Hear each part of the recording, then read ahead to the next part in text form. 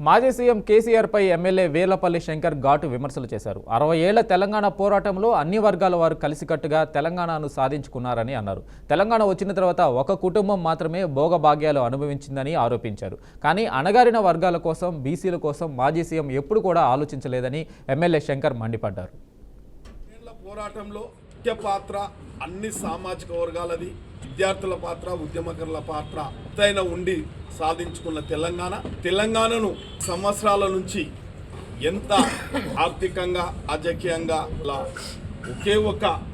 ఒకే ఒక కుటుంబం వారు భోగభాగ్యాలు అనుభవించే తప్ప ఈనాడు బడుగు బలైన వర్గాల గురించి, బీసీల గురించి పట్టించుకున్న పాపాన పోలేదు కాబట్టి ఇవాళ తెలంగాణ రాష్ట్రంలో ఉమ్మడి ఆంధ్రప్రదేశ్లో ఉన్నప్పుడుగా ఇవాళ బీసీలకు 42% రిజర్వేషన్ రావాలని చెప్పి ఎన్నో ప్రజా సంఘాలు, ఉదాహరణకు కృష్ణయ్య గారు కానీ, జాజుల శ్రీనివాస్ గారు కానీ ఎంతోమంది విద్యార్థి దశలో ఉన్నప్పుడుగా పోరాటాలు చేస్తూ ఉన్నారు.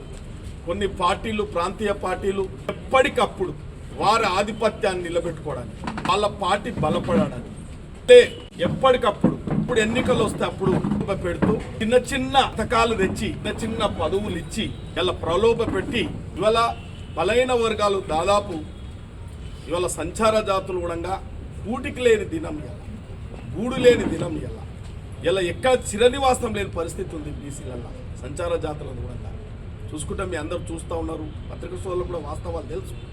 అయినా స్వాతంత్రం వచ్చి 80 సంవత్సరాలైనా వారికి ఒక స్థిరస్థలం లేక, ఒక స్థిర నివాసం లేక, బతుకుదెరువు లేక వాళ్ళ స్థితిగతులు ఇవాళ ఆందోళన, ఇలా వాళ్ళ జీవన పరిస్థితులు చూస్తే ఘోరంగా ఉన్నాయి.